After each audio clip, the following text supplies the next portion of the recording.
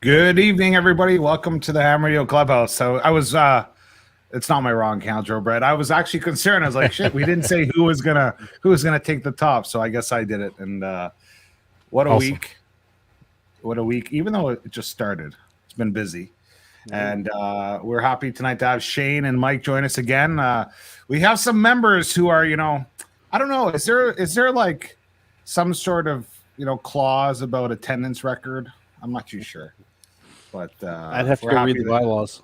Yeah, I don't think it's in there. Anyways, Izzo will be with us later on, and Shane and Beer Snack won't be able to make it tonight. But let's start off at the top like we always do, and let's go to you, Steve. How are you doing? How was your week, and what do you got going on? Doing good. The weekend was good. Got the trailer out for Museum Ships weekend. Hunted a little bit of Poto while I was out there. Worked a couple of guys. One of them still needs to upload his log, Frank. But, not to call anybody out, Frank. Other than that, normal stuff. Just trying to get my butt in gear with some videos. I've got a video I'm working on for the Blue Star Moms for their convention coming up beginning of August. And yes, I will be in Huntsville at the end of August. So. Now, were you on a ship or were you just hunting ships? So we were activating as the H.L. Hunley, which was the Confederate submarine that actually sunk the Housatonic here in Charleston Harbor as a suicide mission. So. And so you were actually on the ship? Okay. We operated as the H.L. Hunley from the conservatory where it is currently. Oh, that's isn't the Hunley, is that the one that was like the dome? No, the you're Hunley, thinking of the turtle. Yeah, the Revolutionary War. The Hunley was Revolutionary War as well, but it was a hand crank submarine, so little bitty thing. Yeah, is that the one where you see the cartoon where they're trying to explain it on like Discovery Channel and they have like the corkscrew thing? Mm-hmm. Yeah, that's the one. They were supposed to go underneath the ship and like attach an explosive to it or something like that with that thing. And when they paddled back away from it, it pulled the depth charge while their string wasn't long enough, so they blew them both up. Martyrs. It's all good. Things happen, Joe Brett, what's going on with you, man? Not a lot. Come back from Huntsville, man. There was nobody there for the Hemfest. I don't know what was going on. A little early. I forgot to check the dates, but made a little video out of that. I think I scared some folks. Greg was quite concerned there wasn't going to be a Hemfest, but just put together a few little things to do while I was there, I guess. Might as well make the best of it. Come back home, hunted some parts from the air conditioning shack. You saw what? I saw your video, which was hilarious. Well, thank you. I said we were leaving. We was going somewhere Sunday, and just halfway down the road, I'm like, shit. And my wife looks at me and is like, what? I said, I forgot to put the whole mellow mushroom segment I worked so hard on in the video. I didn't put Kyle through the last half of the video. I screwed it all up. I can't go back and re-upload it. I lost count of all the little Easter eggs you had there, Kyle. That was pretty good. And Mike, even MRD got in there. Yep, Mike got in there too. The planetarium. I had to put Mike in there for that. Yeah. No, I think it illustrates every man's perspective when the wife and significant other goes shopping. So that was a great video. And Mike, how you doing? I am doing good. Aside from that smoke you're sending down our way, for those of you who aren't in the Northeast or like the New York area, we're getting quite a bit of it from the Canadian wildfires. And I mean, this shirt was white before I went outside today. But no, I was actually supposed to be at a soccer game for my youngest son. They ended up canceling that because it's so bad outside. But other than that, just living the dream. I managed to hunt a whopping one park this weekend, thanks to a soccer tournament in our local Hamfest. But looking forward to playing some radio these next few days. Mike, those wildfires, not to be conspiratorial or anything like that, but I don't know if you've seen the videos online. Like in Quebec, which is like 20-minute drive from me, they have satellite video, like a satellite imagery, and literally like 25 fires. All of a sudden, you see them all at the same time start to have smoke. And I don't know if they played around with the, some things, but it was there's I think today 20 something fires in Quebec. There's one about an hour for me that started up, and that's pretty aggressive. Ontario, Quebec, all over the place. I think New Jersey has some wildfires too, don't they? That's what I heard. Man. I don't know. I gotta Sure. But yeah, pretty intense. I think I took a picture, but pictures never do it justice. Because on my way to work this morning, I was like, "Holy cow, this is like crazy!" And I took pictures, and it never shows the true effect of it. But there was pictures of about an hour and a half from me, and the highway you couldn't see anything. It was like a blizzard, as if it was a blizzard. It was like whiteout, all Like smoke. a Dairy Yeah, I'm not surprised. Queen Blizzard. Yeah, so Now you're making me hungry. Yeah. I told my wife, she went out to go grocery shopping with the kids. I said, "Hey, maybe pick up a snack, maybe some DQ." And I'm on the I was voluntold to go on a diet. So she's like, "No, you're not getting one." Voluntold. So I will be skinny and proper. No, she just doesn't know what I eat when I go to work. That's the problem. So There's a guy I work with. His wife's kind of the same way. He likes to dictate what he eats, and he uses a credit card to purchase lunch because he pays that bill and she doesn't see it. And I'm like, man, that's a little rough. what about you? That reminds Shane? me of a few years ago. I worked at a shop where that was when the Biggest Loser thing was going, popular on TV. So about 5 guys decided to do the Biggest Loser for 3 months at work. And at that time, I was pretty skinny, and I wasn't in it. And those guys are pretty vicious. Everybody would bring in a box of donuts or a bag of Doritos, and they put on somebody's desk or somebody's toolbox. And it all got passed around. It all ended up on my desk, and I'm the kind of guy, if there's food in front of me, I eat. Mm-hmm. At the end of the Biggest Loser contest, I gained 23 pounds. I'm like, So thanks a you lot. were the biggest loser. Mike. Yes. Thanks a lot, you SOBs. Yeah, exactly. What do you got? What did you? How was your week, and what's new with you, man? The weekend was pretty good. I did not get out do any parks. I hunted a little bit. I worked on my project of installing the new antennas here. I had to get some more coax and that. Probably the highlight of the weekend is I didn't kill myself with my Jeep, which I almost did. I took the old rust bucket out. It's a 98 TJ, so it's the 2-door Wrangler. And when that thing was new, they bounced around the place at that vintage. But now that everything's worn, it's just a death trap. I got cleaned up. I was taking it for a ride down my road. Luckily, I live out in the sticks. When I was cleaning everything out, I took the floor mats out and cleaned them all off. Well, I didn't put them back in properly. And when I stepped on the gas, the floor mat went over on top of the gas pedal. Ooh.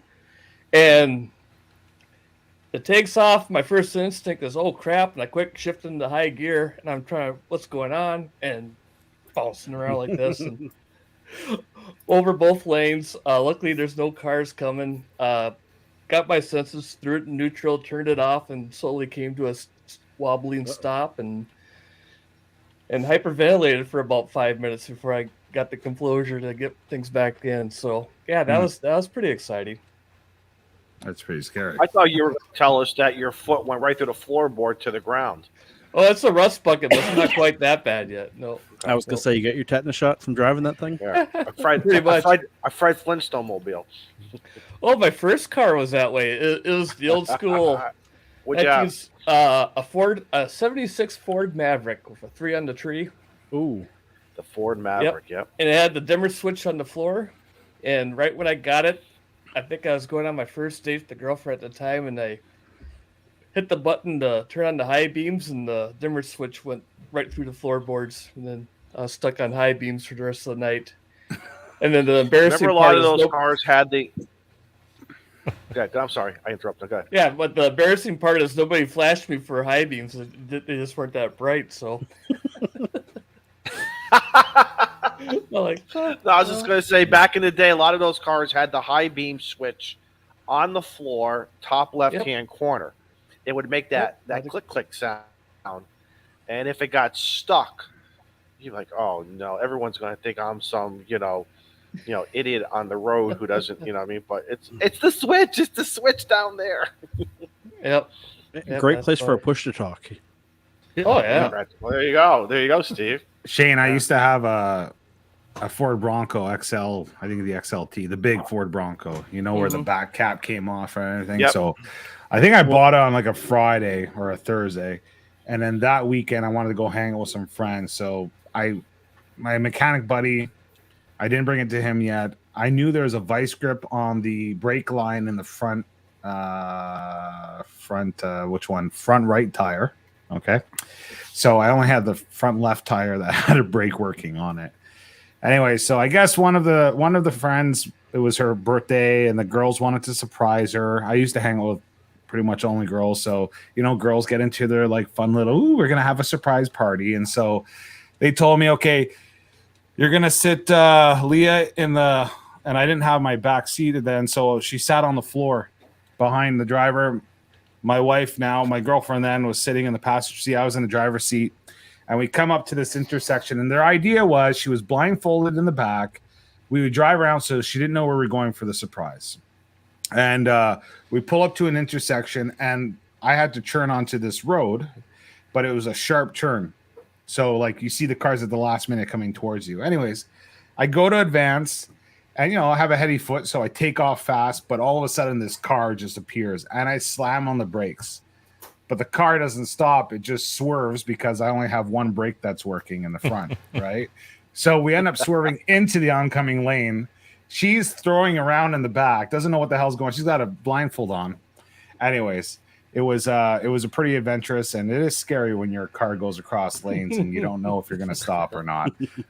She got like a gash about this long on her leg. And I have to get stitches, but it's all fun. Yeah. All fun and games. So, but Izzo, I'm happy you made it, man. Well, first off, hey, hang on. Yeah.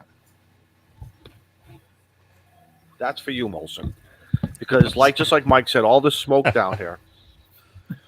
I just came back from a nice Board of Education awards for my two kids, separate stuff that they did, accomplishments, as well as other kids. Our school system does a nice job of recognizing. I'm crying, not only because it's emotional, and yes, people, I do cry. Okay, so we'll just get it out. All right, we all cry. But because of this, Molson, don't laugh. Don't laugh. Here we go. Somebody, Joe Brent, get a picture of him going down. I want to see a meme of that. I was there. Get a picture. So listen, it's the smoke. I'm trying to tell people like they're like, oh Don, you're so emotional, and wait till next week when it comes to graduation. I'm like, yeah, I already got my men's handkerchief, but that's not the point. There's so much smoke in the air down here. My eyes are just watering like crazy. More importantly, I want to thank Jason Ham Radio 2.0 for the POTA show that he put on, the after his Sunday night show that he did. I had fun. I hope others did too. And I think the sentiment was exactly the same here in the Northeast. I only did 2 parks, only one on Saturday, one on Sunday. I think I only did like a total of like 49 or 47 QSOs between 2 parks. It was tough, man. You had to pull out all your strengths, and it was more for a simple guy like me running 80 watts off the tailgate with an end fed. It was really more about technique because the band conditions were just not there. The magic wasn't there, so we had to just go to I call it some techniques and old school ways of doing things and patience. Don't raise the bar too high. I think I got about 30-ish maybe in hunting. Sunday I wanted to do more, and of course the pouring rain comes in while I'm on the tailgate, so it's hurry up and scramble and get the protective stuff inside the truck and don't worry about the rest. It'll just dry out. But it was fun. I don't care what anyone said, whether I made one contact or 1,000. I want to thank all of the hunters who hunted me. I want to thank all the activators who gave me the opportunity to activate them. The parks, the DX, a couple DX stations. We worked Stewart, M0TTQ, I think it is. Hello. Oh, nice. Again, he always gives a big shout out to the clubhouse there on 20 meters. But it was just plain fun just to play ham radio and just get out there.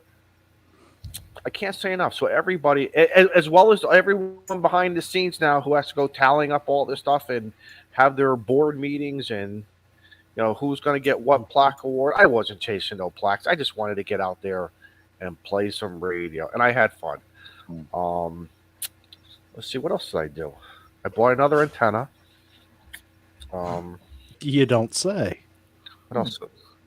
Yeah, I know. Hi, my name is Don. Hi, Don. And I'm an antenna anonymous. I have an antenna issue. Well, what antenna did you get, Don? Hang on one second. Someone's just texting me. Let me just see if this is important. You're in a show, Don. Oh, yeah, no. Okay, so I bought a Nelson. I bought the Nelson NFED half wave. Okay. Oh, nice.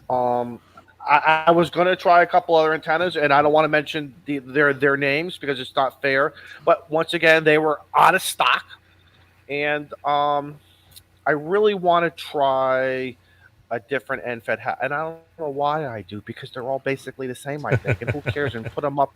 It's still. Am I right, Joe? Mike, come on, help me out. Sean, I mean Shane, you get them stuck in a tree. You know what it's like. You throw it up there. It's wire. Yep. Yep. I just wanted to.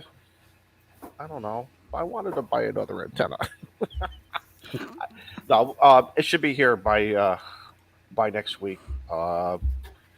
Yes, the card heart. I don't want to mention the card hearts right now, Mr. Ape. I don't want to mention. But no, in all fairness, I probably should have texted Ape saying, I know the website says one thing, but do you have any inside information on some, so. But guess what, Ape? There's always next month. There's always next month. And I would love to have a month. Is that what I'm hearing? That's what it may end up turning out to be, because I think I have this addiction that with antennas. I really do. When they make the perfect antenna, I'll stop buying them. I'll stop making them. Like I ain't found it. I haven't. Yeah. I have. Mike. Maybe my fault is I haven't tried that special spray that you spray on the antenna to make it resonant and make propagation and give you 200 contacts in 2 hours and that kind of a thing. So anyway, Key Murder has a good idea. The Antenna of the Month Club. We can just get a box in the mail. I like that. Maybe that's a show for us to talk about. What did you buy? Well, I just bought another antenna myself too. Just now? No, I just picked it up today. It came in. I really do want a coffee and ham radio one. I don't know what it is. I want a coffee and ham radio antenna. I want the sticker with it. I want it. I just want it. I don't know why. Is it because of Ape and Steve and Jim? And I'll sell you mine for $100. You're going to sell it to me? Is it already built? Is it already built? No, or is it still in the bag? I kept that experience for you. No, I'm not going to sell you my antenna. So I'm joking. Why not? You wouldn't sell a brother. You would give me the antenna. Is what you're saying? Sorry, who are you? The coffee and ham radio one, I just built a link dipole a week and a half ago. I mean, the winder is phenomenal. But I haven't even opened mine. But the link dipole is really good. Now, Molson I was mentioned birthdays. Okay. And we have a very special birthday, but I haven't seen him in the chat. Mr. Andy Cowley. Ooh. Today's his Where's birthday. Andy? He better not. Really? Somebody. He might be sleeping. Somebody go knock on his door. Because I don't see him as first. Because what is it? What is it, about 1 o'clock over there? 2 o'clock in the morning? Yeah. Knock on his door. Yeah, something like that. So It's only us. It's only us. So I guess technically for him, yesterday was his birthday. But So And yes, Abe. since it's my Yes, Abe. I'm sorry. There he Molson, I'm is. sorry. Molson, no, go I'm ahead. talking to Abe. Hang on. Go ahead. Abe, thank you. I'll talk to you. Abe, I'll send you a private. I'll send you an APRS message. Thank you. So, holy cow! See how hot it was? It shrinkled the What? heat shrink on my my antenna. Oh, I thought you pulled out something else. Whoa there. So, Something else out of his wallet. so to go back, lawnmower. He's still talking about the. He was talking about the Ford Bronco. The vented windows were great if you smoke. He's talking about those little, triangles in the front. The triangle. My dad- triangle windows. One That's time, right. yeah, one time. So I got to tell you a story about that chart. One time, my dad and I, we were up at my grandfather's cottage, and we were helping him build something. I forget what it was. Anyways, we had to go to the closest town, which was about an hour and a half away, to pick up plywood, and we only had my Ford Bronco. If you know anything about the Ford Bronco, there's the back tailgate like a regular pickup truck, but there's an integrated window that is motorized that goes up. And so we're like, we'll take it and we'll just put the window down, hang the plywood out, and we're all good to go. But what isn't kind of calculated with those windows is my truck had a modified exhaust where the exhaust tailpipes were going straight out the back. So what ended up happening is your exhaust fumes would go out and then get sucked into your truck. So we're driving down the road. So My that's how dad you and lost I, your hair. my dad and I, 45 minutes later, we're laughing hysterically at everything. We don't know what the hell we're laughing at. And then we're driving. I have the worst Laughing headache. gas. Canadian Seriously, I have a headache. We're laughing our Canadian. asses off. I'm like, I got a really bad headache. He's like, so do I. And then we realize that we're choking on exhaust fumes. We have to pull over and let it vent. But this weekend, myself, I had every intention of doing two things. Number one, going to the flea market.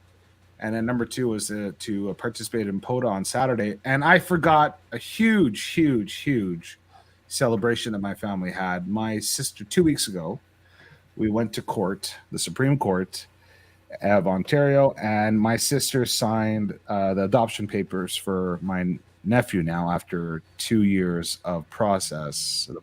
And so Saturday we had a huge celebration with family and friends. Awesome. And so that was my priority. Excellent. And Congratulations. luckily my wife reminded me Friday night, because otherwise I would have been about 2 hours away at a ham fest and I would be getting phone calls saying, "Where are you?" But that was my Saturday. The famous alibi. I'm on my way home. Yeah. On my way There's traffic. It's the smoke from the forest fires There's just slowing traffic down everywhere. traffic. Yes. They shut down But, the roads. The entrance ramps and the exit ramps are all being blocked. There's evacuations in process. Yeah. I'm getting there as soon as do you need me to pick this always helps, Paul. Do you need me to pick up anything on my way? Because right away that could potentially jog them off the anger and say, "Oh, wait a minute, I might need something," and he's on the road and he can pick it up for me. It's a slim chance, but you try it all. Yeah. So the other thing I did this week was it was the first time in 2 years, more than 2 years, where I went to an in-person ham club meeting. Ooh. And that was a great time. There's some new ham. Yeah, so I just spontaneously said, you know what, I'm going to go. So the last time was before COVID, so like 2019. Are you the guy who's always been just paying his dues every year and all of a sudden he just shows up out of nowhere? Was that you? No. So last year I was a little bit lazy and didn't get around to bringing them my $20 or whatever it was.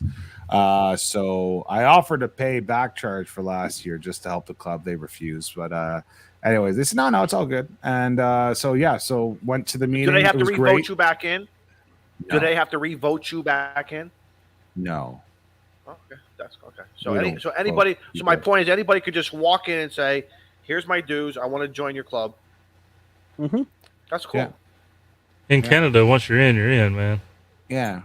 We don't discriminate. So now, It's what like- is, so let me A lot guess. of By happy the, people. so let me guess now, Molson. By the end of the night, What? you were on what? Two? You were probably on two committees. I bet you somehow you got roped No. into two committees. No. Sucker. You didn't sit in the back and do nothing. So there is something interesting that I found out, but I'll tell you. Here we go. Anyways, Here we what's really cool is there's a bunch of fired up new hams. They're geared up for like the field day, and it's the new hams that are really pushing the charge for field day. So I'm like, listen, I'm going to be there because they don't have HF privileges. I said I'll be there.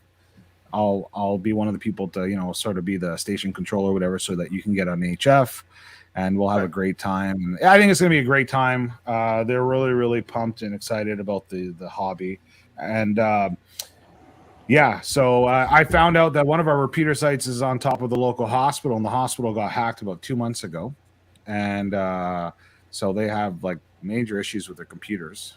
Major issues, like their paper logging for clients and stuff like that, or for patients. And so our repeater was connected to the main hub or the main router for the public access Wi-Fi. So it was hardwired.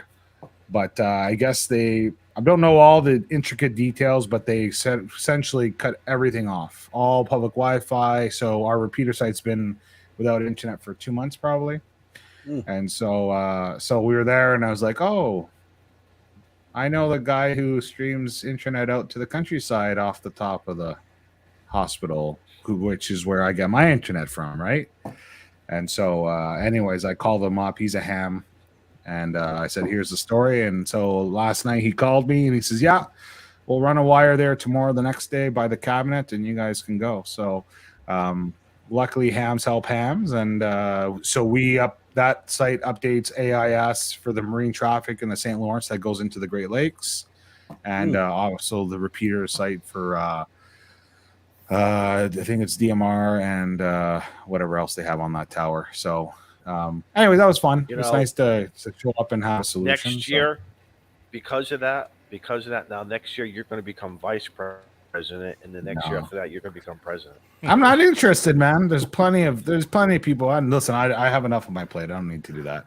But I'm just happy to go there, be part of a community, help people out, especially younger people who are new people, not younger, but new people who are getting into the hobby and excited. And it was good. It was, it's that we can be bitter about clubs, which I don't have any bad experiences, but there's still something about going and not expecting, but being willing to contribute. And so like, that's the part where, we need to remember is that I hear a lot of complaints about clubs, which is a lot of them are valid, but when you're always expecting to receive, you might be disappointed, but when you're willing to give, you might be happy with your club. And so it was just fun to go and be able to encourage people and partake. And that was fun. Actually, I was very happy after 3 years. I came back and I was like pumped. So, and I cleaned my shack because of it. Cause I was like, all these new guys are basic. So they can't get on. They're like technician. It's like, you guys got to come and get on the HF. They're like, oh yeah. I'm like, yeah, man. Like we're talking about ARO field day. I was like, I'm an HF whore guy. So like, we're going to run pile-ups. And they're like, HF whore. I'm like, oh, I love HF. So Molson's new title, OG. How do you say it? Emerit? I can't pronounce that. I don't even know how to say it. Don't ask me how to pronounce it, because I'll botch it. But Jody, you're right. Emeritus? Emeritus. I don't know. Emeritus? Isn't that like, no, I don't want to. Now I got to Google that term. What is that? Go to the Google. Do I need to Google that in like incognito mode or something like that? No, it's safe. No. It's actually very prestigious. And for those of you who remember, so we've been doing this for what, 2.5 years? See, exactly. Look at him. If his head didn't fit in the door now look what's going to happen. Professor Molson here. Look at this. Look at this. Oh my God, he's going to put the tie on. This was from Hayden's 10,000 subscriber celebration. So actually, clean up about as good as the Smoking Ape with the Yezu luncheon or whatever. I don't know. I heard that Smoking Ape interview, man. I almost needed to have the subtitles and slowing it down. Pork chop sandwich, man, was good. See what he's saying. I love it. Yeah, so I'm excited now for field day. Last year, they didn't do a field day, and that I'm excited about. So, anyways. Oh, so do you guys do? So Izzo, you did the POTA Support Your Parts plaque event, not the other one. Plaque event. Shane, you didn't. Nope. Mike, you did. The plaque event, I hunted one park. It was bad. And the only reason I got to hunt was because I was helping a friend with a mobile install, and we were testing it when we were done. It Yes, counts. a contact. Counts. A Contact is a yeah. contact. Even if it wasn't a contact, you was working on radios. That's true. Yeah. Yeah. There you go. And then Joe Brett, you were busy carpooling or chauffeuring shoppers. No, that was before I come back the weekend and worked. I hunted plenty from the AC shack. No, Roger, I know how to tie a tie. Okay. But do you know how to do a bow tie? Do you know how to tie a bow tie? It's been a long time. I used to do it. Oh man, you got to do that some night for us. That would be the show of shows, I think. That's a little bit more complicated, especially if you do like a triple or something like that. I forget what it's called. I was gonna say Oh, it doesn't my. quite go with the black shirt that I noticed everybody is wearing tonight. Listen, Oh, look at that! I didn't. I even might have a realize. silver one here. Where are my ties? I have like a closet full of ties. I haven't worn a suit in like 18 years, probably. Probably since I got married is the last time I wore a suit, but I got like 7 of them up in my closet. They are all too small. They all probably need a really big lint roller. And they honestly, if I put them on, I'd look like a hobo. You know, when suits, they all like tatter and stuff like that. Just You look sitting like there, a they tatter. you look like a penguin. You'd be a penguin. I should get a I penguin. picture you having 7 suits and they're all identical, black. No, they're not actually. But you know what's the worst is I remember back when I used to get suits. I used to pride myself on getting a nice suit. And you get the 3-button, then the 4-button was in fashion. Then the Did you have the vest? Did you have the vest? No. Okay. How about the double-breasted? No, I had. I'd have to go. I don't Because remember. I used to rock the double-breasted one. Let me tell you something. At one time, I was fairly handsome with the right shoes and the right shirt. And this was way after, before any of you all get smart in the chat. This is way after leisure suits. We're not talking leisure suit era. This is like later. This is like 80s, I think. It was right after Miami Vice, because Miami days. Vice show that started the men's GQ trend, and I tried hopping on that train. And So you had the white sports coat and the hot pink T-shirt underneath it? No, I couldn't pull that off, man. I couldn't do that. Then it was sports jackets. Then you have to go to the sports jackets after that, right? But Those were good. we all had the corduroy, right? We all had that brown corduroy jacket to wear. No, why not, man? I used to put on a pair of cowboy boots and nice pair of jeans. Sometimes I'd have them dry cleaned, and you kind of go like, this is way before Yellowstone, so I don't want to say go Yellowstone, but you can be kind of country. You can be kind of, Listen. When I was 80 pounds lighter, and I was GQ in a suit. Okay, I had nice suit. You can find one on my Facebook page if you wanted to. Get us some pictures. Get us some pictures I'm not next bringing week. Pictures. Oh, I could find a picture, but anyways. The only time I was in style was when the grudge scene hit, where everybody had ripped blue jeans and a flannel shirt, because that's what I was wearing before grunge became popular, and that's what I wore afterwards. I was just Scout, how much camouflage you have? Being in Wisconsin, is that a big? Are you a big camouflage guy? I'm not personally. I'm just basically a jeans and t-shirt kind of guy. But yeah, camouflage is pretty popular here. How about your girlfriend or your wife? Is she into camouflage? No. Because then you know it runs deep. Yeah. Oh, you see with the hot pink camouflage now and everything. Oh yeah. Let me tell you something. Some women can pull that off. Some women can look very hot in camouflage, and other women just look okay, whatever. You know what I mean? Listen.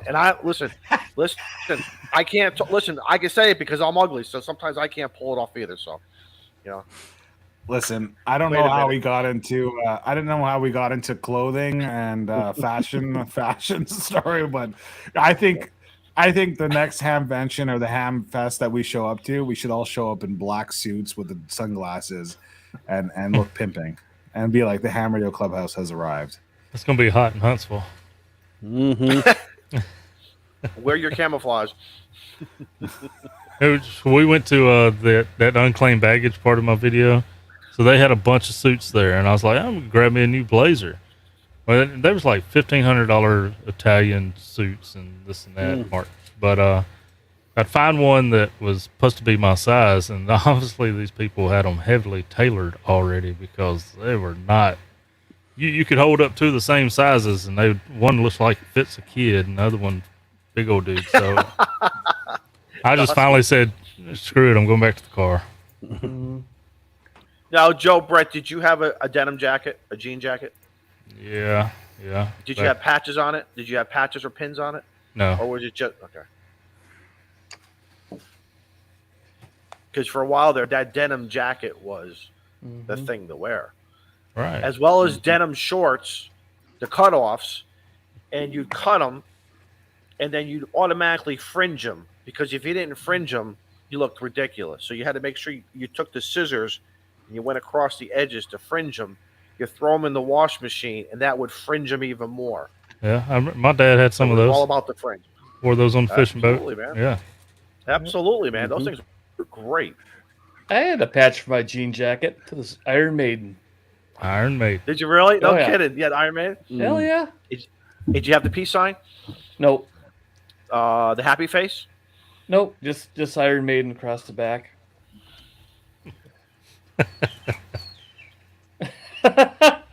Izzo still has his members only jacket. He's the last member though. I remember those. I never had. I swear to God, never had members only. It just wasn't for me.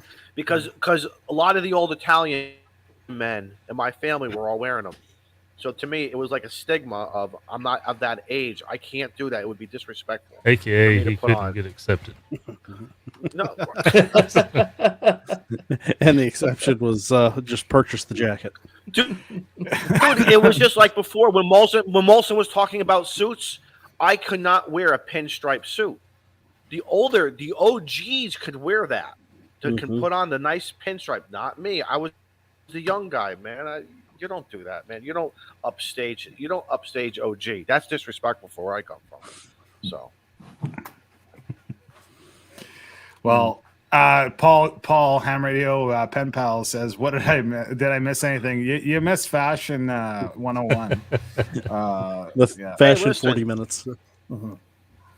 Hey, listen, fashion ties in with ham radio. Am I right or wrong? Because you gotta look good while you're on the radio, man. Not only that, you got to wear appropriate. Like, for instance, this weekend, the temperatures dropped like 25 to 30 to 35 degrees here in Connecticut. I was stupid. I went out with a pair of shorts on Saturday, freezing. Yes, I had stuff in the back. I pulled out. The jeans. I had a pair of sweatpants ready. I had my. I'm like, I should have had my thermals with me, because that's how cold it was with the wind blowing. It was blowing. It was like probably like a wind chill of like 52 and everything.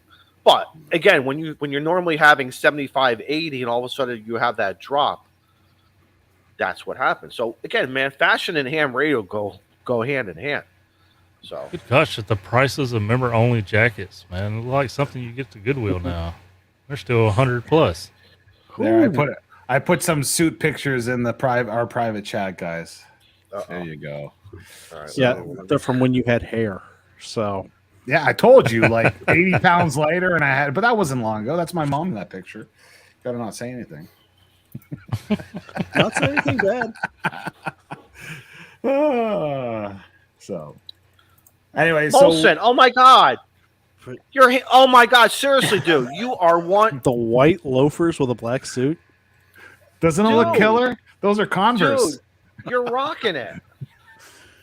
I used to rock suits all the time, man. That was at my sister's wedding. Bring that. There you go. Yeah, Look at this, guys. Look at this, everybody. This man. Wow. Look at him. That's my mama. That's my mom. Hey, Mom? Yeah. And you got to show the loafers, the Converse. Okay. Where's the Converse? See, and now today it's all about the Vans. All these kids now, like my kids and all the kids and everything is about the Vans and the Adidas and the Converse, but it's still about the Vans coming out now. Coming where's that out. local picture? No, the vans were from when I was in high school. They're making. Well, guess what, Steve? Yeah, I know they they're came back. back. Yeah, they came Believe back. Look me, at I this. know. Look at They Molson. Now, is that in case you had to run out of the altar, or you were running to the altar? Were you late? Hey, see that? Hey, look, that's got stripes on that. That's got pinstripes on that suit, by the way. Just want to tell you, you're fine with pinstripes. I'm gonna. No, it was. You're right. You're right. Look at that. It does. I'll bring up the other picture. The I don't know. He wanted to wear my brother-in-law wanted us all to wear Converse, white high top Converse shoes. So that's what we wore. So yeah, that was it. Look at those shoes. There you go. Damn, man. No support, flat as a pancake. They're horrible. Molson, did you ever have longer hair? Seriously, did you ever have like longer hair? I'm telling you, I used to have like hair. Def Leppard. Then I got married. They had the mullet. I could show you the picture of the day before I got married. I had a whole head of hair. Show it. I'm telling and you. the day after, you went Bring it up. completely bald because you pulled it all out. You guys think I'm just like one of these typical like, oh, my wife made me lose my hair. I'm dead serious. My wife, my married life and kids made me lose all my hair. Had nothing to do with the fact that my dad has no hair. It doesn't have anything to do with genetics. It has to do with stress and life. But I'll see if I can find. No, it doesn't. Stress doesn't make your. If that means we would all be walking around like a bunch of albinos or something. No, I don't believe that. Albinos? I still have my hair. What I'm trying to say is that means we would all be weak. We would all have no hair and our skin would be falling off and everything. No, man. No, you either have hair or you don't hair based upon your DNA makeup. Yeah. Sounds good. Albino. I still got my hair. You know something? I get a haircut once a week. I should probably, I don't know. Is it harder for me to get my extra or harder for me not to get a haircut, Steve? What do you think?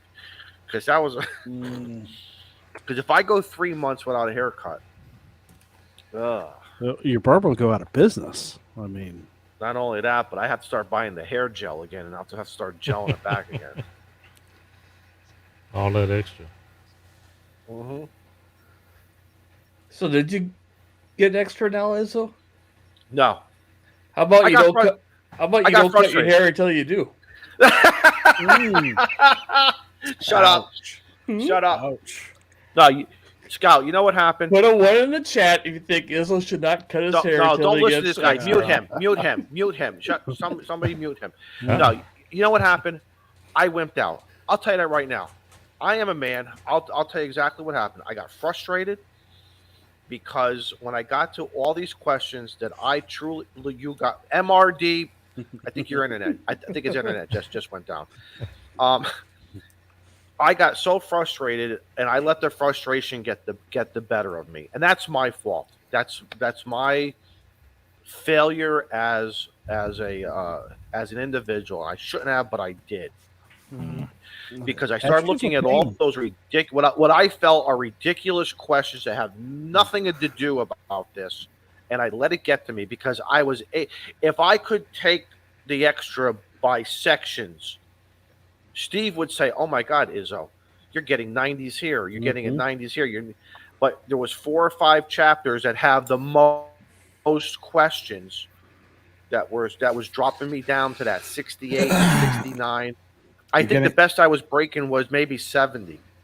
I couldn't even get a 75 to 80 just to get me over that hump. You're getting called out here. Yep. 4 or 5 Auto says so. The 2 guys that started the Extra by April challenge are the ones without an extra. Just saying. So we're being honest. 45. We're being honest, man. We're all honest here. This is the clubhouse. We're being honest. So they failed the challenge. It's okay. Yeah, So- I think the new challenge should be we'll call it no blade till the upgrade. So no shaving, no haircuts, so no blade till the upgrade. All right, Mike, Perfect. you're another one. Get off the show. Go blade to the upgrade. I like that. Actually, one of the things they mentioned at the clubhouse meeting is that I don't know if fully, but they're trying to change the question pool so it's less technical on some of the electronic components and stuff like that for the ham tests in Canada, from what I understand. I'd have to, maybe Jody knows a little bit more about that, but they were mentioning that at the club meeting last Wednesday. So that would be interesting to, you know, it's one of those things, you know. Is it good? Is it bad? I don't know. You know, evidently it's harder, you know, like honestly, like the electronics thing, I get it. I get that, you know, there's people who are like, you better know, you know, you're not a ham if you don't know. But at the same time, I also get that everybody has different abilities, and so it doesn't mean that they should not be able to partake in the hobby, right? Right. I don't know. It's a tough one. Like, do you need to know all the intricacies? Like, there are people who are just buying the gear; they're not making it, right? So, like, it's And a you give and gotta take. I don't know. remember, a lot of those questions came back in the time when the radios that you bought, you could more easily work on yourself to modify and improve. There was no SDRs, no surface mounted electronics. Everything was tubes and transistors and stuff that a guy with a soldering iron can revamp themselves. Nowadays, you can't take your 7300 or whatever apart and do a whole lot to it other than troubleshoot it for problems, really.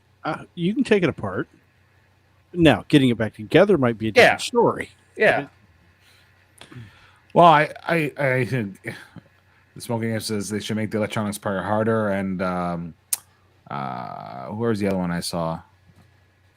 It said, where is it? No. He's got to get a call sign before. Ed Sweeney says it ain't that hard. Yeah, I agree with you. I don't think it is either, but you know, there's some people who struggle with it. So I don't know. Not everybody is doing the intricacies of like what you see T.O. doing with his experimentation. A lot of people aren't doing the antenna testing or the antenna modeling that you see Ape doing, and so there's different people with different desires for the hobby. I don't know. I'm not saying it's right or wrong. I think it's an interesting conversation to have. Evidently, it's going on in the leagues, the Canadian league's mind, and they're talking about it.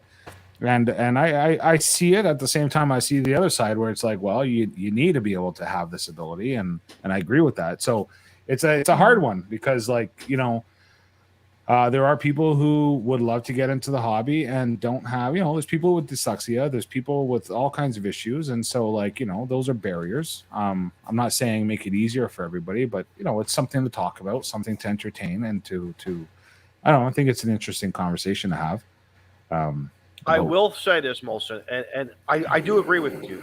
So how do you create a standard for that type of test without watering it down? Again, there has to be a proper balance. Where the other hold on. The other chapters, I learned a lot. I got to tell you something. A lot of stuff that I thought I knew, I didn't know. It corrected me, and I'm glad I did learn what I did learn in those chapters that I did do well, because I knew nothing about that stuff, and I took the time to invest in myself.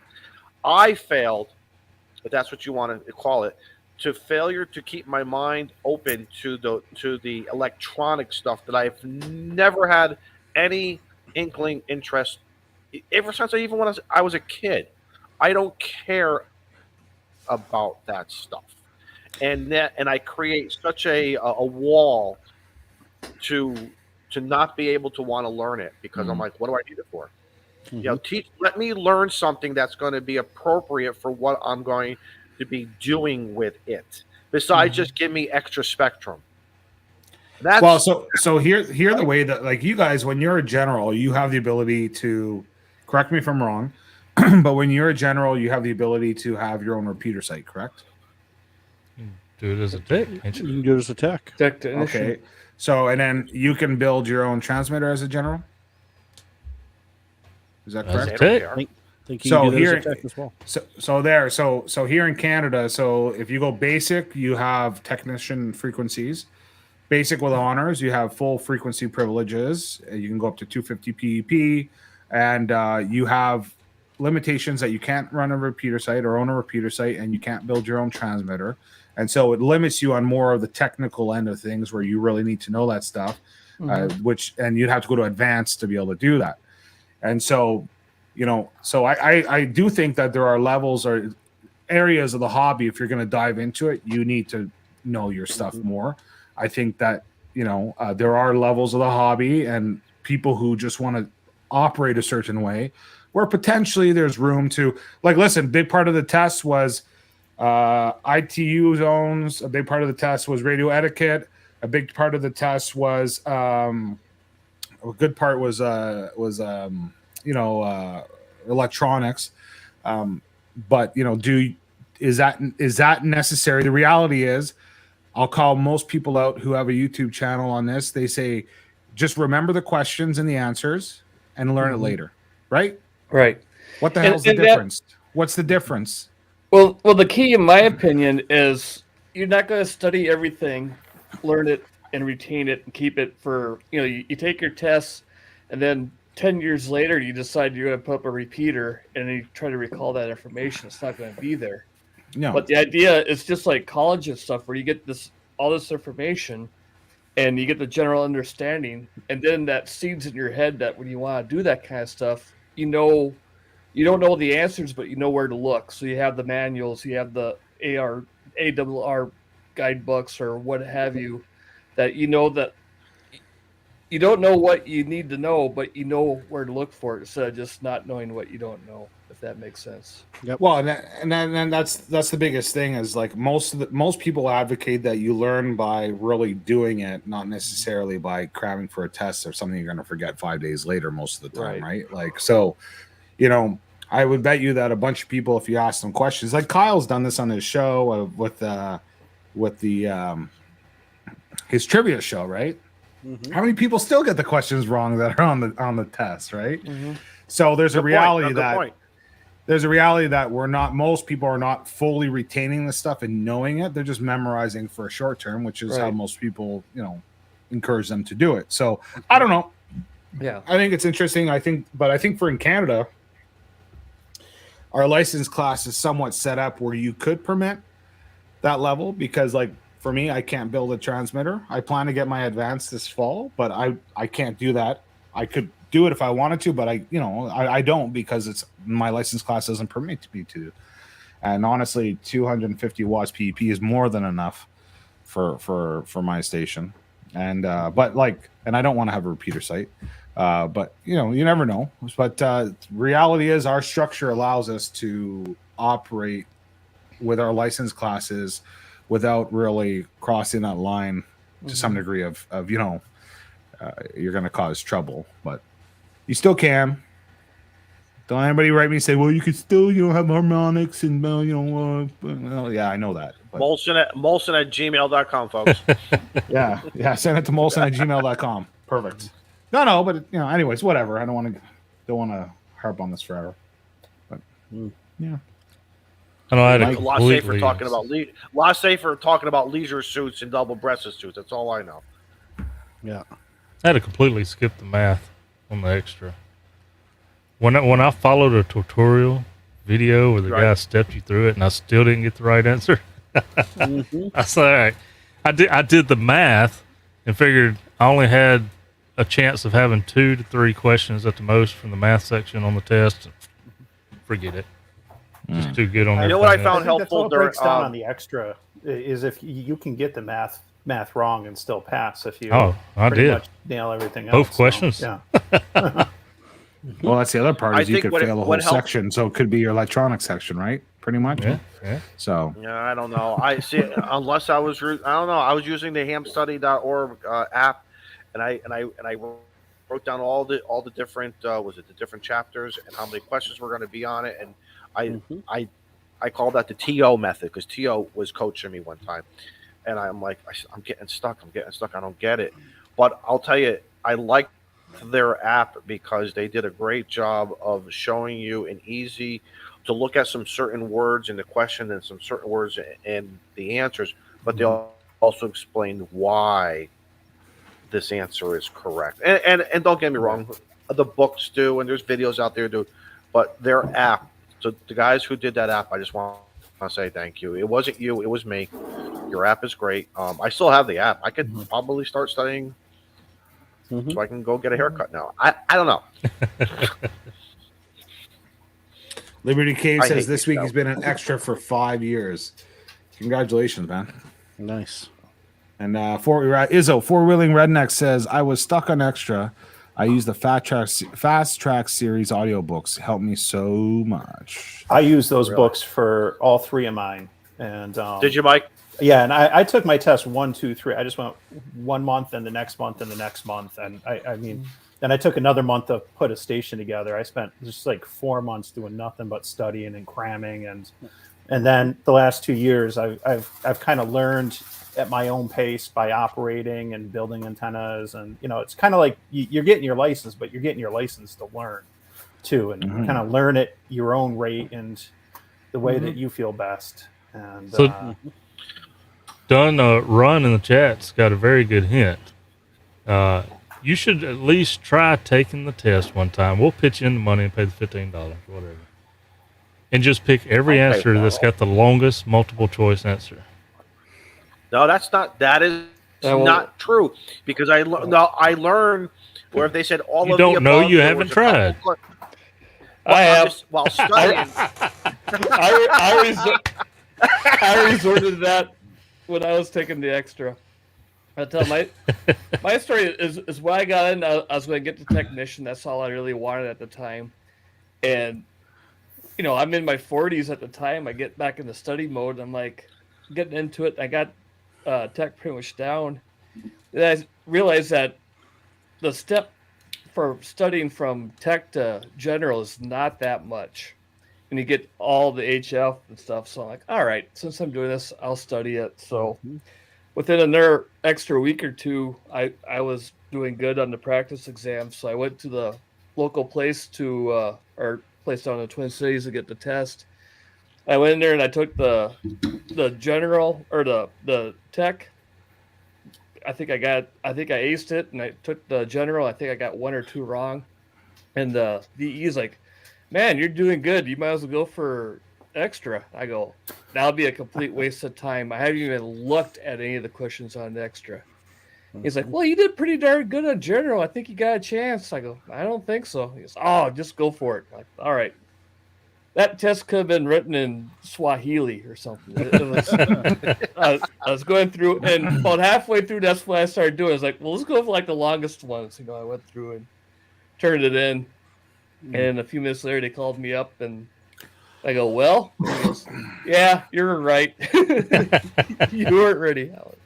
Never saw anything in there. But yeah, I tried that. About the last half of the test, I just went for the longest answer. So that didn't really help. No, I don't know. We'll see. But I'm gonna try and find the report on that from the ARL or the RAC and see what they what's their whole thinking on that. But I don't know. Maybe I'll go up to Canada and get my Canadian reciprocal. Talking about testing, y'all see where Australia went back to issuing license? When did they stop? I didn't know they stopped. I didn't know, but evidently they did. Oh. Huh. Hayden even put wonder out why. a video on it. I wonder why they stopped. Did he say why? No, I haven't watched it yet. So we all got to go watch Hayden's video now, y'all. Yeah. Right. Let me Google that. Why did? Oh, really? I would be interesting to know.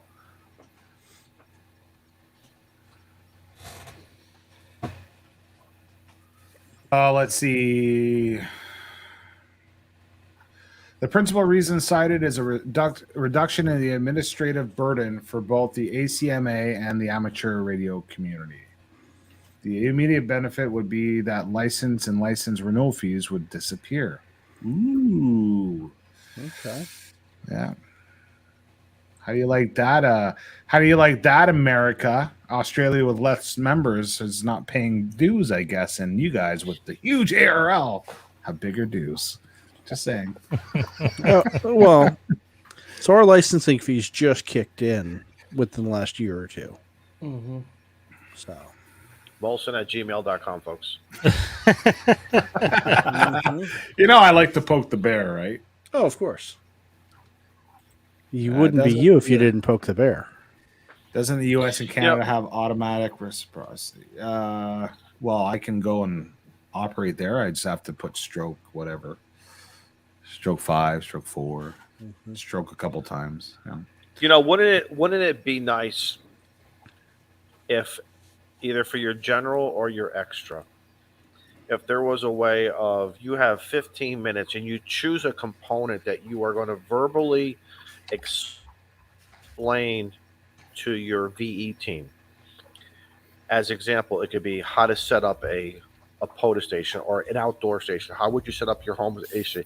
And there would be key components that are key buzzwords that you want to discuss in there, like what you have done in high school, I'm sure for college or any others, of how you would explain. You want to talk about grounding, you want to talk about antenna placement, safety away from electrical wires, safety away from, it's a shame the FCC does not allow something like that. I mean, I'm not talking about extra credit, but you would think something like that.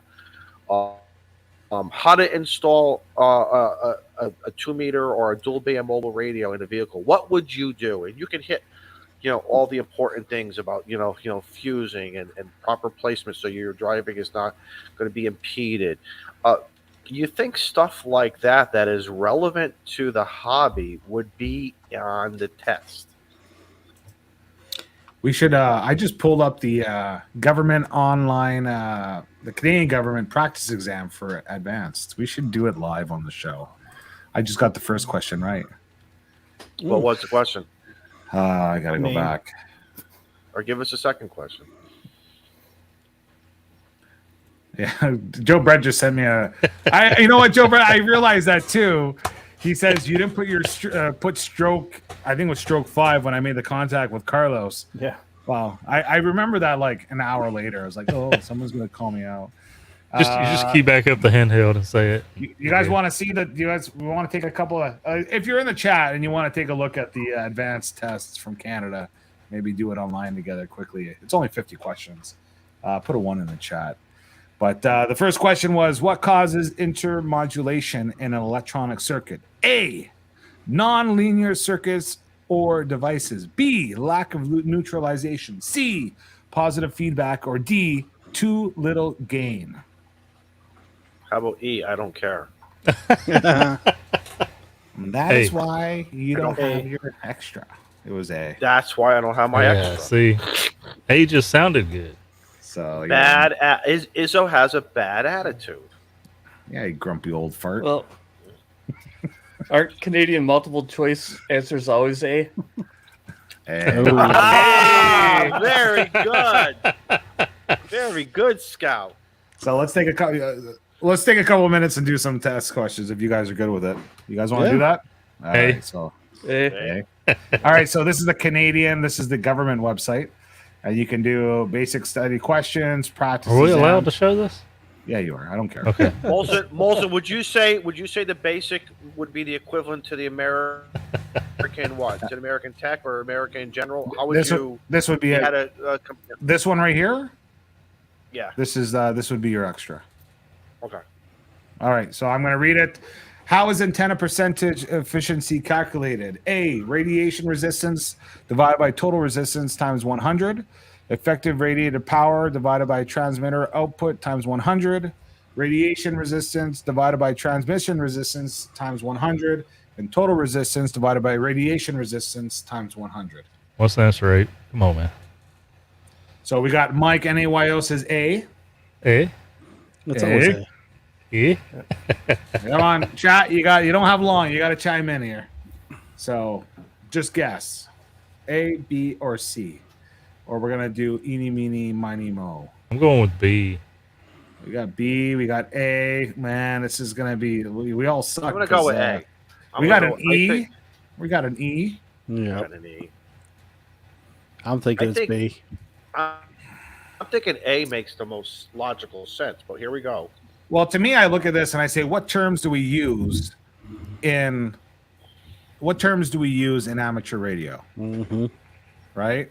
So if you look at the terms in amateur radio that we use often, I would, my guess would be B personally. Yeah. But I don't know the answer. I'm guessing here. So we don't really talk about radiation resistance as far as I know, but Molson, have you already taken? Oh, it is A. Oh, Izzo, you're on your way to a Canadian license. Oh my goodness, I'm on this is brutal. My way to getting a haircut is what I'm going for. This is brutal. Daddy needs a haircut, man. Daddy needs a haircut. It's A, eh? Hey, okay. Izzo gets a Canadian extra, so that way, whenever he has to work that extra part of the band, he's got to travel north. All right. So this one here, between the charge plates of a capacitor, there is A, a cloud of I'll come to your electrons, house. B, a magnetic field, C, an electric current, or D, an electrostatic field. Who the hell? B. What do you say? You say what? B. B? Yeah. What does our chat C. say? Chat, you better chime in quick. It's magnetic, man. Oh, we got two D's. D, D, D. Sure. Ooh. The chat wants Chat the is- D. Chad is giving it the D. We got a I'm B, gonna but say ham straight. radio, who's right the last time? I got to go up. See, your credibility as a viewer is being is being tracked. That's how they get you, right, Abe? There's a lot of D. Why am I the only one saying C? I'm thinking C as well, Izzo, to be honest with you. But Oh, y'all just seen innate woes. Okay, well, it looks like the majority says D, so let's go with D. Electrostatic field. We have some smart viewers, guys. This Probably is good. some of that. Look there. it is Congratulations, That's very Chad. fun. What is the principal use Now, of an are we op-amp stealing Josh RC? Nass's gig here? I mean, this is kind of no, his... because we're doing the Canadian exam. Okay. It's And different. we were talking about the difficulty, and so Yeah. whatever. This is Canada. He doesn't own Canada. And Yeah, it's yeah. it's the extra, not the general. So Right. Oh, So that's I'm okay. going to be W1FYG/VA3. We're not going to do the whole thing. And we're giving so far we've given 50% wrong answers, okay? So this is not a study session. This is a humiliation session, okay? So you're saying we're right half the time? when in Like doubt, half the Charlie time. out. Listen, Right. listen. It's just like a marriage. Oh, we're always wrong. No, So, you're always we're wrong. I mean, Yeah, exactly. That's All right, the- what are the principles used? We'll do two more. This one and another. What are the principles used? What are the principal uses of an Easy for you to op-amp say. RC active filter in amateur circuitry? A, op-amp No, circuits are used as high-pass filters to block RFI at the input of the receivers. Op-amp circuits are used as audio filters for receivers. C, op-amp circuits are used as filters for smoother power supply output. And D, op-amp circuits are used as low-pass filters at the output of transmitters. Oh, we got B. We got B. We got B. We got a bunch of B's here. So talk us through this one, Wilson. Well, you see the shoulder bone. The is questions connected at the to arm top. bone. And the multiple choices at the bottom. See, eeny, meeny, miny, mo caught a tiger by the toe. That was his name, eeny, meeny, miny, mo. And okay, we're going to go with B because the majority votes B. And the majority is right. Hey. Look at that. So obviously, these people who picked B know that op-amp RCs are affiliated with audio filters. Am I right? Because again, a guy like me who I don't know nothing, I have no idea what an op-amp RC is. So that's what happens. Again, guys, I'm not making excuses. I'm just saying, in my field of what I do, I don't deal with this stuff. Yeah. So So This is- an op-amp is an operational amplifier, is an integrated circuit that can amplify weak electronic signals. That's what that is. That's the description. So, what does it have to do with audio, though? because it's an amplifier. Okay, but how come? But how come C is not correct then? To smoothing out the power Well, it's- supply output to 'cause ensure It's that not. it's a It's steady not. voltage. It's not a filter. It's an amp, and Okay. it has nothing. Okay. It's not to smooth out power supply output. But, all right, let's do one more, and then that's it. No, this is fun. Oh yeah, what is the Q of a parallel RLC Oh, my circuit God. if it is resonant at 7.125 megahertz? L is 10.1 microhenries and R is 100 ohms. A 4.52, B 0.00452, C 22.1, or D 0.221. Okay, so let's Whatever just say my this now. analyzer says it is. Okay, so in all seriousness, I expect for Notice- Abe to have this answer in 3 seconds. notice how they give these answers. Okay, this is very. You either know it's going to be somewhere. It's either going to be in that 4.52. It's either going to be the A or the B or the C or the D. So you have to be able to eliminate right off the bat. I think it's B. Either- I don't know. They'll do.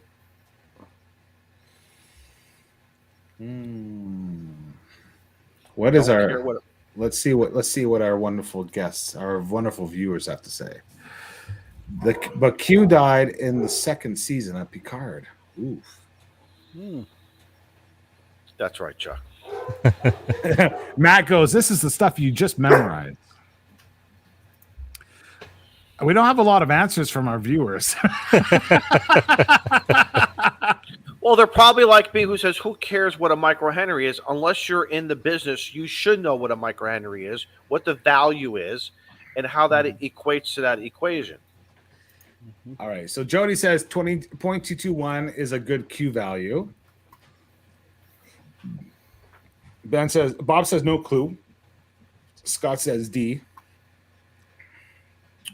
All right. So the next person who answers, that's what we're going to use. We need one more answer. And VK5 says it's too early. Need more coffee. What is this? It's a milkshake. It's a milkshake. Oh, right. Oh, there you go. Ice cream machine was quite good. I guess just. Wait. Tell her to come back. That's my daughter. She doesn't Tell her want to to come be on back. the- you Let want her to be on pick the the answer. Let her pick the answer. Let her show? Emma, pick, A, she may B, get it C, or right. D? A, B, C, or D? A, B, C, or D? B. Tell her to pick B? one. B? Yes. Nope. It's D. Oh. It was D. It rhymes. Oh, God. You're not good at amateur radio. No. No. You don't say. She was good enough to go on a trip with you, though. That was my daughter. This is my daughter, not my wife. Oh, I'm sorry. Sorry. Anyways, you guys want to keep going, or you want to stop and shoot the ship? I mean, can you pick out different types, different topics? No, you go. 'Cause- You go through the practice test. You can skip. You can skip a question. Quit moving it. All right. Oh, Making me dizzy. trying to read about the Amator. Oh, I can go back. I can go back to question 5. Is that it? ARQ, Mode A. What type of error control system is used in AMTOR, ARQ, Mode A?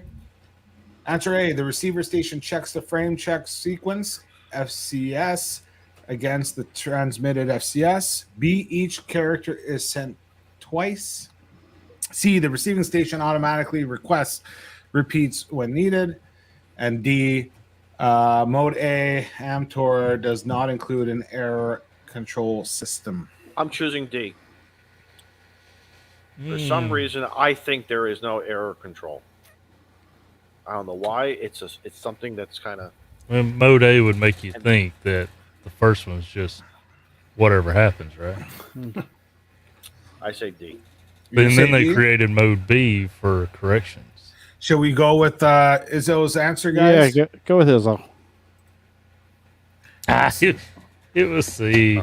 Let's see. Ham Radio Pen Pals was right. Brian was right. This. I think Mike. I'm So not gonna- on my end, Mike's answer came in late. I think Mike waited to the last second, so he looked smart. But you know, he got the first question right. So Mike's on the practice test on his computer and seeing which one's right. it does a new. It's not the same practice test. It takes it from the whole pool. Oh, eh? Okay. Yeah. So in a super heterodyne receiver without any RF amplifier, the input to the mixer stage has a variable capacitor in parallel with an inductance. The variable capacitor is for A, tuning the receiver preselector to the reception frequency, B, tuning both the antenna and the local oscillator, C, tuning both the antenna and the beat frequency oscillator, and D, tuning the beat frequency oscillator. A. D. I'm gonna let our chat do this. Don't care.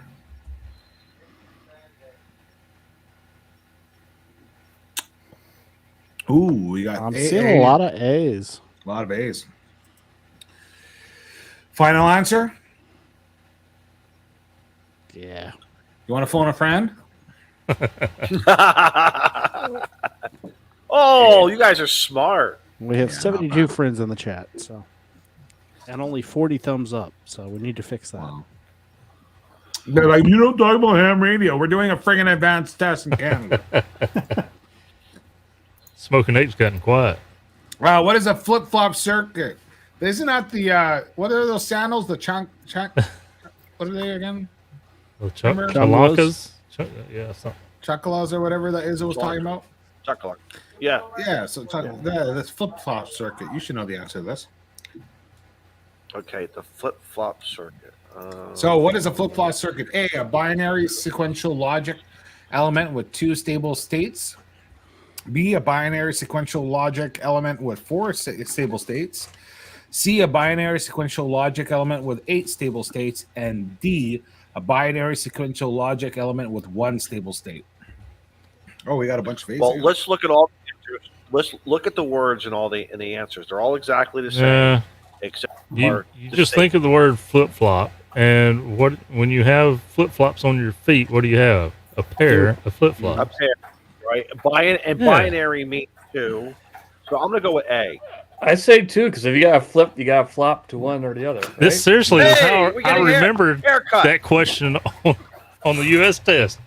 So is the U.S. test this same level? It was kind of, but it's some of the stuff is worded a little different from what I remember. Mm-hmm. Okay. This milkshake is really good. It's not That's as good as great. Blizzard, but it's good. What flavor? What flavor? It's just vanilla. Vanilla. On VHF and above, a quarter wavelength coaxial cavities are used to give protection from high-level signals. For a frequency above of approximately 50 megahertz, the diameter of such a device would be about 10 centimeters, 4 inches. What would Quarter. be its approximate length? Let's see, 50 megahertz. Quarter wave at 50 megahertz. Hey, C. that's little. Yeah, I was thinking C also for some reason. Huh? But I thought 4 feet may be closer, so I'm wondering if it's A. Either A or C. How come this isn't in meters? It is. Canada, for crying out loud. It is in meters. But it's got feet We in also have parentheses. feet. Oh, my glasses. You want my glasses? Here. Oh. You guys, Come on, Alright. Mike. What do you you think? guys give up? I'm sitting here thinking about the length of a quarter wave whip for 6 meters. So. That's what I was thinking of too. Right. And I'm thinking about the filters that are sitting in my garage right now. Yeah. I'm thinking about my cigar right now. So, what does everybody in our chat say? So this is talking about like cavities, like the duplexer, the cans. Yep. And yeah, those are, man, they're taller than 2 feet. No. Oh, the diameter of them. The diameter of them, Well, diameter height- should be about 4 inches. but the Guys. height is about Oh. 5 feet, 6 feet. But yeah, on 50 megahertz. It's 50 Right. megahertz. Guys, do you guys don't know how to figure out your wavelength and all that stuff? We're doing math. Okay, I We're skipped doing that. math. You're step on talking a scale for 6 my weight. meter.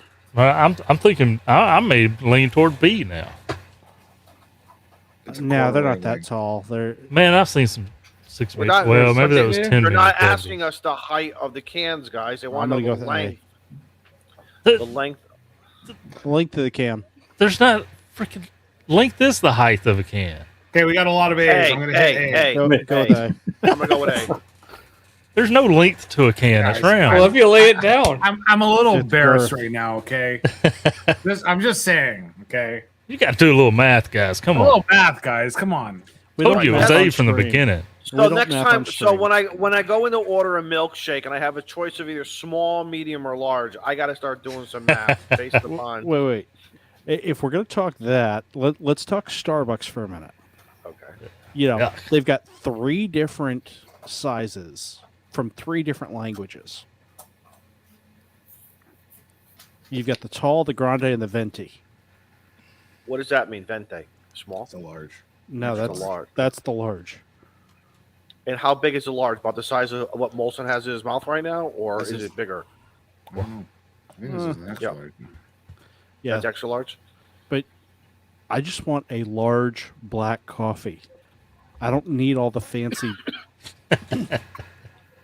you know. So obviously, I don't go into Starbucks. My sister-in-law, on the other hand, yeah, she keeps them in business. Kyle I says, wouldn't fell know. asleep on the couch only to wake up to find out Molson is taking over my Friday night trivia. WTF. So Kyle, we were covered. talking about licensing in Canada. They talking about reducing some of the electronic requirements in the tests, and we're talking about advanced, and you can only have a repeater on advanced and build your own transmitter on advanced. And so I pulled up the Canadian government website to look at the practice test questions that they put up. So we've gone through a few, and I don't think we're going to go through them much longer. Unless you Doing want to come on. You should come on, Kyle. Somebody send Kyle the link. Kyle, come on. That's right. Kyle should come Doing on. a pregame show for the trivia. Mm-hmm. You got it, Steve? If not, I'll send him a link. Yeah, I can grab it real quick.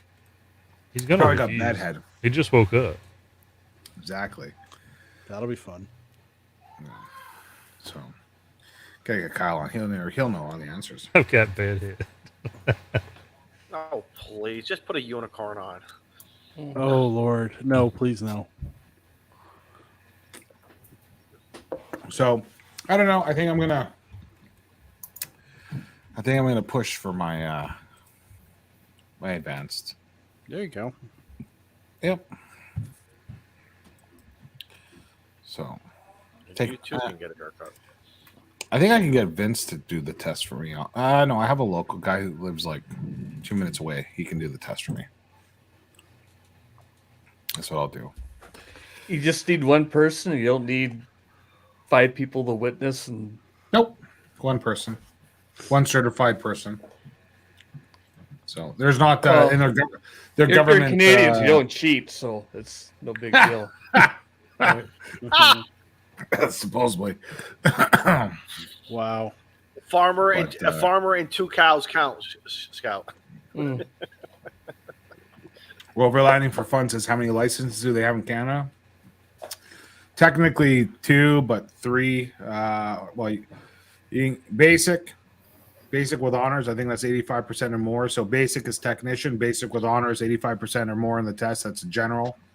And then with full lights of frequency, and then we have advanced, which is like your extra. No, But a in little all bit, seriousness, I do. And you like can do your what- CW. You can do your code too. If you do, I don't remember, but maybe Jody can. I think if you get your basic and then you do the code, like Morse code, you get full frequency privileges as well. That's another way you can do it. You know, I do like Matt K9EI says anything worth doing takes some work. He is absolutely right. He is absolutely right. So Yeah. Welcome, Kyle. look how sad he looks. I feel bad. I doesn't he need a hug? He really needs a hug. So Jody's Every time I saying, see that picture, Jody says, take the Dave Goodwin online course through RAC for the advanced. Highly recommended. He's an amazing instructor. I'll have to take a look at that. I'll have to look at that. Does that mean I have to become a member of the RAC? oh, now see here you go, Molson. You pay your dues. You Mm-hmm. go to a club meeting. You help out the club. I tell you, you become the OG emeritus. Now No next thing way. you know, you're going to be on the RAC. Look at you, man. You're moving up. You're moving up. You're Whoa. very, very prestigious. Moving Dude, right on up. Wearing Yeah. a suit. You're going to be wearing a suit again. You'll start a ham radio YouTube channel. Exactly, Yeah. man. Listen, Izzo, I just renewed my friggin' club membership fee, okay? So, like, relax. All right? Dude, $20. Dude, it's baby steps. It's Yep. baby steps. That's That's how they get you. Mark our word. Next year on next year when we're here discussing this, we're gonna say Molson. Yeah, I'm telling you, he's gonna come in wearing a suit, I doubt it. those pointy dress shoes. You know, Oof. So yeah, Jody just confirmed that if you get your Morse code endorsement, I believe it's with your basic, you can get HF privileges too. So who's Dave Goodwin? What would be the American equivalent? Is he like a Gordon West. Gordon West? That's what I was thinking of. Okay. A Gordon West kind of a guy. We don't have rock stars of ham radio here in Canada. We have humble geniuses who Like VA3SDO. he's an idiot. Okay. Glad we feel the same way. And regarding Jason's comment, I will never have waist length locks, socks, whatever that, dude. I will always be forever young. You should see the new sneakers I bought. My kids think I'm hip. I'm cool.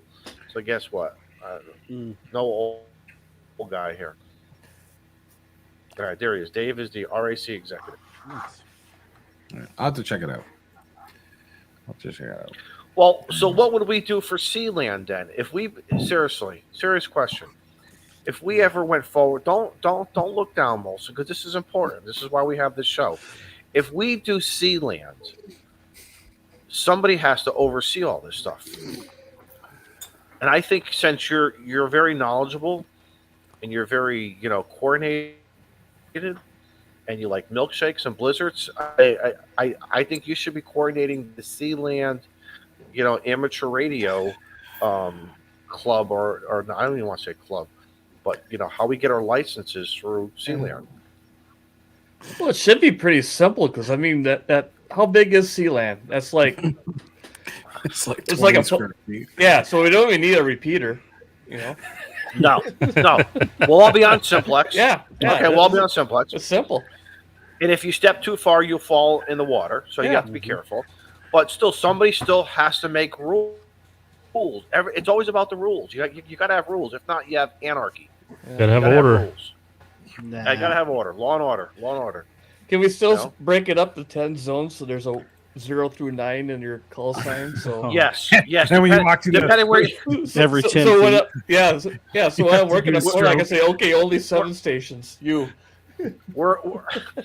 wherever you stand on the platform we'll have like on the highway we'll have those yellow lines and everything, and You know what it should be is that we should have a map online of the whole place. So if you're like stroke 5, people can like look at the map and say, "Oh, you're in the washroom calling CQ." Okay, awesome. You won't even need call signs. You'll just need band pass filters. That's what you're gonna need there. Yeah. So, anyways, I'll be right back, guys. You keep the shit moving. Joe Brett, what should we talk about now? Well, what should we talk about? Well, let me get all my affiliate codes and everything ready. Yeah, get your affiliate links going. There you go.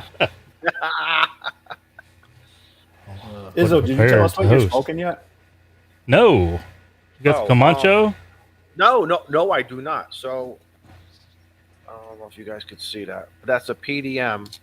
This is the Pearl Del Mar Corojo. This is a nice Corojo. We'll put it up here for everybody to see. Okay. Nice PDM. Nice, again, from the JC Newman people. Nice Nicaraguan cigar. It's a medium / full. It's up there, 3/4. Not expensive, and don't ever let price, guys. One of the things that we've always learned with smoking cigars is people think a $20 cigar is better than a $12 cigar, and so on and so on. That's not always the what you'll find. Yes, some of the more expensive cigars, if tobacco and the leaf is all aged longer and properly, yes, you will pay for that.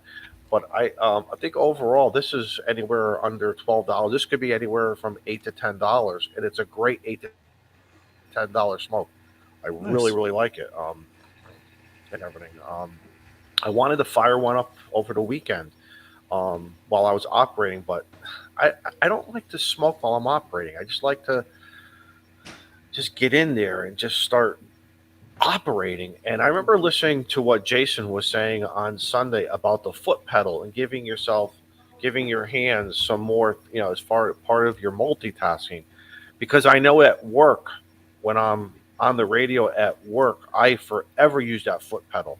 And I could, and I'm able to, I have like 3 different mouses that I have to sometimes use and everything. And, or else we have this thing called the KBM switch, which takes the mouse and runs it all over the place and everything. But, Frank was talking about on Sunday night about the pros and cons of using a headset out in the field. I know, I really don't like it. I feel sometimes it takes away my self-awareness of what's around me. I've seen a lot of people in chat talking about that. What do you guys think? Mike and Steve and Joe, where'd Scout go? There he goes. He grabbing his headset. Here he goes. He's got to do a show and tell. This is what I like. What do you guys like to do when you're out in the field? Typically, Mike, what do you like to do? I have my phone in one hand and the mic in the other. And I've been trying to get used to logging with a computer. I'm just so used to doing it by phone. But I'm used to just having both hands full. And I'd love the idea, but I think I'd need a foot pedal. I'd probably be more comfortable with that. And I just going out in the middle of winter in New York, No, that's not going to work. And I'm just used to doing it my way. No, Mike, it's real easy. You put the foot pedal on the left footwell in the car. Okay. You do a boom mic off the headrest, so it just wraps around. HF right there, mobile in the car. You're good to go. I will suggest to you, I personally would never use a foot pedal where it's wet outside. So let's just talk about optimal conditions. It's dry. Let's say it's summertime, right? It's 60 plus degrees out there. I would still probably, if I was to go with the foot pedal outside, I'd probably go to my local, 5 and dime store. Is there still things called 5 and dimes? And I would just get what do you call it? I'm pointing. You guys can't see what I'm pointing at. A doormat. I would just get a rubber doormat just to give you some dexterity. Plus, you don't want to get dirt and grass into that foot pedal. I've only done the headset and foot pedal out on a POTA once in a while. What I did is I just got a cheap plastic cutting board that I put down, so it has a nice and firm, a little support for it. It's got to be firm. You're right. Yeah. Yep. Because the first time I tried it, I just went out in the sand, and after you push down a few times, you're just working the thing in. And then I went to grab this. You're talking, you don't like wearing headsets when you're out for self-awareness, and other people commented it too. I'm the same way, and I found that the one ear style works. This is one from Heil. Yep, I have that. I use that for my 705. Yeah, so having the one ear open makes it pretty well for me. But plus, it has a nice little push to talk that you can clip over here to your chest if you want. I have a Shane. Do you have the Heil with the nice push to talk, so you can No, I don't.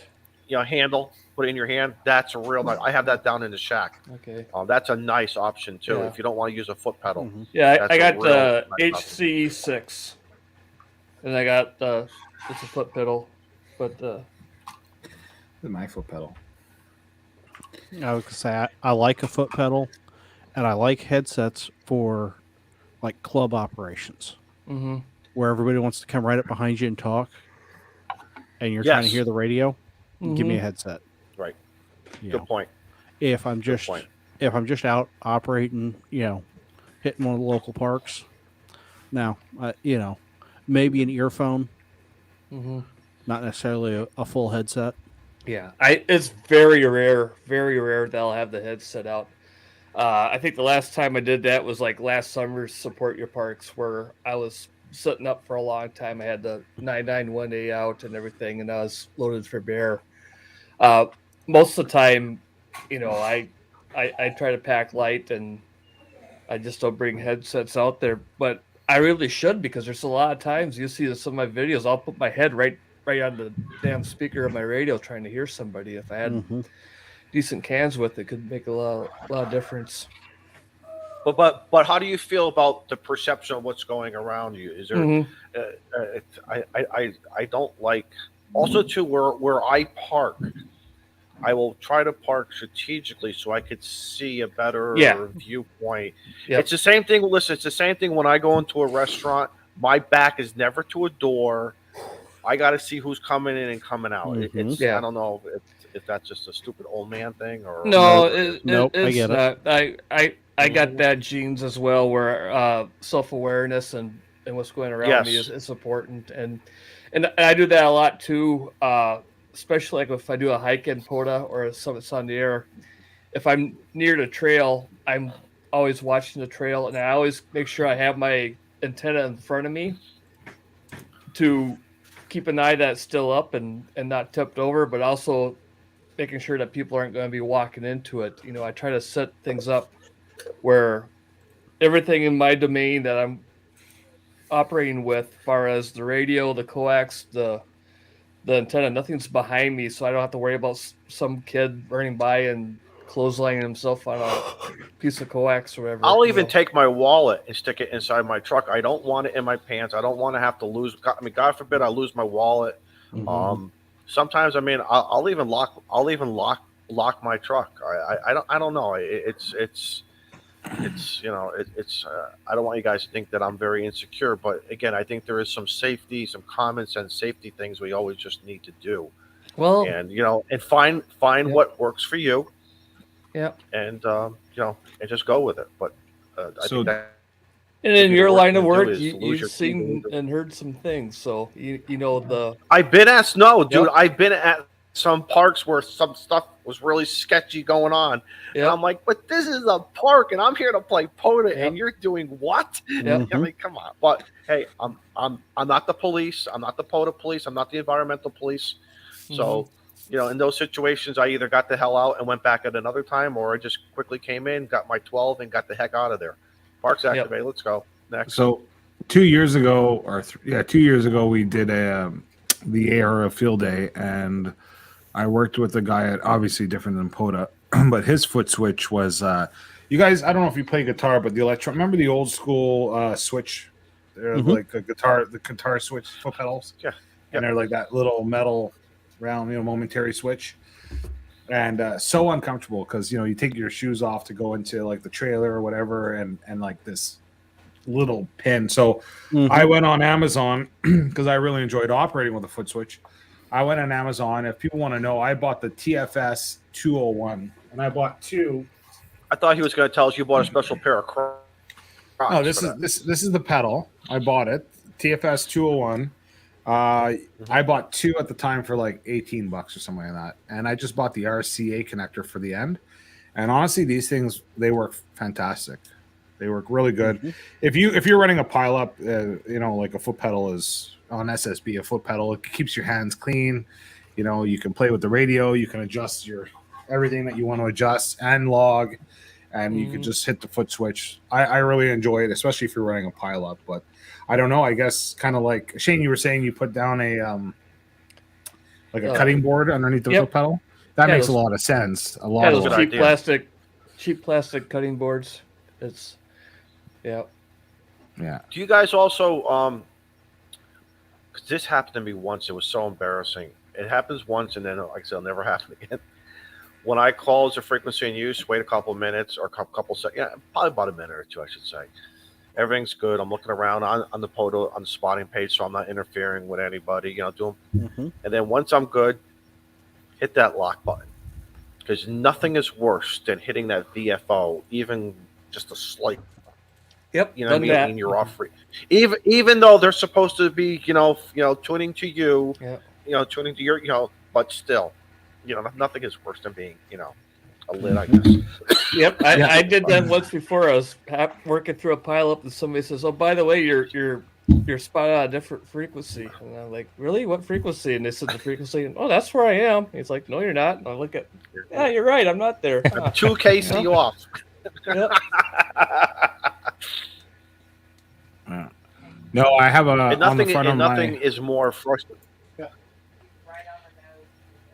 on the front of my FT950. There's a big dial, and if you hit it, like it's just so easy to hit it with your hand. It's the Clar knob, but it's also VFOB. And then next thing you know, it's like negative like 0.5, and it's a pain in the ass. Have to adjust it all the time. But yeah, the lock sometimes, especially when I'm running a pile up, I put the lock in. 100%. Oh yeah. After that episode, I lock it every time. Yeah. Yep. Yeah. So I don't know. Let's see what those. Yeah, and on Amazon.com, they're $9 for the foot switches I bought. So that's well. Not bad. I was gonna say I found them for $8, but yeah, Yeah. Well, you know, Canadian price. they work well. I honestly, I've had it for 2 What's years shipping? now, and it works super well. Prime, you get on Prime, man. Prime, have it in 2 days, free shipping. Look at Yeah. that. Canadian Prime. Look at that. Wow. Ooh, there's one. Hey, there's one for $6.86. Hey, You have to pay. You have to pay $5 for shipping. Jeez. Yeah. So no, I don't know. Dude, It's how you life like is too that. short. Buy it. Yeah. Buy it. Well, I mine Buy came it, with use two, it. so I have one on each radio. I should get another one for There you that go. radio, and another one for that one. I should get a whole bunch. Yeah, because You know what I tried to do? I tried to see at first. I had these. These are computer foot pedals, and I try to see if the switch inside could be It's really dusty. Redone for instead of using a USB connection, if I could rewire it so I can just go to the foot pedal connection, Mhm. like the RCA jack. And these are optical computer ones. These ones are the optical switch, so it doesn't work the same way. So No. not going to happen.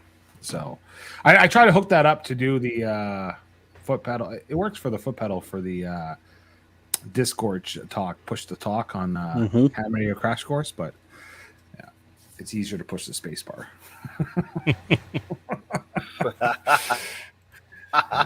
So when you're in that Goodness. dumpster fire, There you go. Yeah. So, anyways, I'm excited to talk about Field Day, and when we get to that, because it was funny. I was at the club meeting and we were talking, and about different approaches. Either you just scan the frequency and you try and find people, or you hold a frequency, call CQ, run a pile up. How do you when there's sounding like a beehive, start calling out numbers. There's a lot to talk about for Field Day. I'm super excited to do Field Day. are you going to be the field day coordinator of this year for your club? No, I'm not. Yes, you are. Yes, he is. I'm not. I'm just Why? No, participating. seriously. Boy, no, the seriously, excitement why not? disappeared when you put them in charge. I'm not. I don't want to be in charge. Well, no, I no, want- it's not about being in charge. Be part of the committee. I'll bet you your club. No, I the bet co- you have a- Listen, the committee was already formed before because I just re-signed up this week, right? So you know what? You have to let other people. I have no interest to. I honestly have no interest to be. I have enough things in my life where I take responsibility. I don't need to do it there. Okay, so next year you're going to build something for them. I know you are. You're going to build. I'm a whole not. new- What's with you volunteering me for stuff? Being the president of this, and are you trying to live vicariously through me or something like that? Like what's going on? No, here? dude, no, man. I walk in my own shoes. I know what it's like. Listen, there are plenty of times when I go do something, I sit in the back of the room, and guess what? You would think I got duct tape on my mouth. I don't say nothing. I just go there. I support. They have my support. I go there, and that's it. And other times, I'm actively involved or some type of involvement somewhere down, as in a team membership, in a team component kind of a thing. It all depends. Okay, it's That's just funny. that. It's just that you got some incredible talents, Molson, and I can picture you. And I'm not saying it to be funny. I'm saying it as a compliment. I can picture you going there this year and saying, "Hey, listen, guys, I could build us this. I got some spare parts. I got some spare something over here in the corner at the warehouse. And next year, if you guys want," and everyone's gonna be like, "Yeah, Molson." You know what I have to say. I have to say, my only observation is, is people should be. I would encourage people to not over engineer, over design their field day, because like if you have these great plans, these huge plans, and you don't get the volunteers, the tendency is you cancel field day, right? But like, what's the difference between two buddies going into a POTA activation? And what we should be doing for field, you know what I mean? Like we're gonna have this, we're gonna have that, and 5 antennas, and this and that, and this and that. Make it scalable, right? Because at the end of the day, like if you got 4 guys and you're gonna like, well, there's not enough people. I'm sorry, but that's not right. Like if Charlie can climb up to the top of a mountain and activate a soda, if Shane can go into a park and have his NFED halfway set up in 10 minutes, and Mike too, or satellite field day. If your expectations are huge, you're going to be disappointed. Make it scalable so that if you don't get the participation, which we hear a lot of people saying that, oh, nobody comes out. Only 5 people. Great, 5 people is fantastic. Otherwise, I'd be in my shack running as a home station, running field day anyways. But if you can get together with 2-3 guys, put up an antenna, have a station, have a couple of beer, whatever it is, just have fun and don't make it have to be some huge spectacle. It doesn't. I would recommend write down everything you want to do and divide it by 4, because you're not going to have the time or the people to do it all. Just set your sights realistic, and you know, like a lot of people are commenting in there. They're going to hang out for the food, for the beer, for the camaraderie, do other stuff. It's welcoming, like you said, Daniel. The new hams that show up to the club that are all excited. Those are the people that you want to come out and make sure that they get to check out your HF rig and spark that interest and answer questions. It's more about field day for me is more about hanging out with like-minded people, checking out stuff that they have, being more of a leisurely thing versus sitting out going, we're going to do all these tasks, we're going to get all these points, we're going to do this and that and their thing. Just wing it and have fun, you know? Yeah. There you go. Yep. The biggest thing for us back in the heyday when my club was about 260 members, and if you do the 10% rule, and then you knock it down to the 1%. But we used to do a theme. We did a Hawaiian theme one time. We did a barbecue thing. Yeah, we had literally 40, 50 people there. There you go. You know, by noontime, and we're erecting and we had it all drawn out. You know, we had it was 2 towers. We had 2 beams. We had wires over here. That's all great. But guess what happens on Sunday? Nobody's there to clean up. Right. And it's like, and they'd be like, Izzo, why are we starting to shut down a station? Well, first off, nobody's been operating it since 7 a.m. because the midnight guys went home. Okay. They're tired. And granted, they got there at 11. They did their thing, you know, and then I was cooking them breakfast, you know, thank you. But now we got some cleanup to do. And if we want to get out of here at a decent hour, we're going to start doing it and everything. And that's always the toughest. So that's why we have, even prior to COVID, we kind of do the KISS method. And we kind of, you know, just 1 station on the air right now, maybe 2 if you want it. It's a much more smaller event for our club. And then it allows guys to go do something else if they want on Saturday night or Sunday. Yeah. So I look at it, we give everyone the best of both worlds and you know what our field day really is? It's nothing more than a POTA station. That's all it is. Well, that's really, and there's nothing wrong with that. You can have, just like you guys said, you know, because once the station is set up, I have this big 10 by 12 a tent. Pull out my chair, pull out my cigar, and all I want to see are the guys who I haven't seen all year round. That's all I want to see. I want to see those guys who, because of our crazy different lives going on, and just like you said, Scout, I just want to, you know, rag chew with some people. And, hey, man, how you doing? And everything. To me, that's the greatest. I can care less how many contacts we make, you know? But. No, I'm definitely looking forward to it, and there's a lot of especially the beehive when you call CQ, and it's just like, if you like running pileups, POTA and like aero field day is your thing. Like there's something about it. There's like an adrenaline that you get when you run a pileup, and it's addictive, and it's good. You know what I like. I like it when you hear that young kid or that first timer, whether they're a young person or a veteran who hasn't participated. You can hear it in their voice, and you help them out. You know, you could be 100 miles away or 1,000 miles away. It doesn't, because I remember what it was when my first 1 or 2 field days, and you're nervous. You're, especially on 20 meters, you are nervous as all hell, and and you got that crackle in your voice maybe, and you're still, you have everything written down in front of you, but you want to make sure you're doing it right. And I always make sure to give some special words of encouragement to them. Hey, you're doing a great job. Have fun, without taking up too much time, because you want them to move on and get other stations. But I think that is so important to show the encouragement of being a good ambassador of our hobby, and because it boosts that morale to that person, because you want them to leave the weekend, whether they spent a couple hours or the full weekend, whatever it is, you want them to at least experience some positive things. And that's so important in this hobby. Yeah, I've seen it with my son, whether it's at field day when he was a tech, like a month before he upgraded to general, and he was on the go-to station or whatever. The go-to station, station, or just running pileups in POTA. Like you put somebody who's young, or you put somebody that's new, they don't have a lot of confidence or experience, but all of a sudden they're the center of attention, they're in control.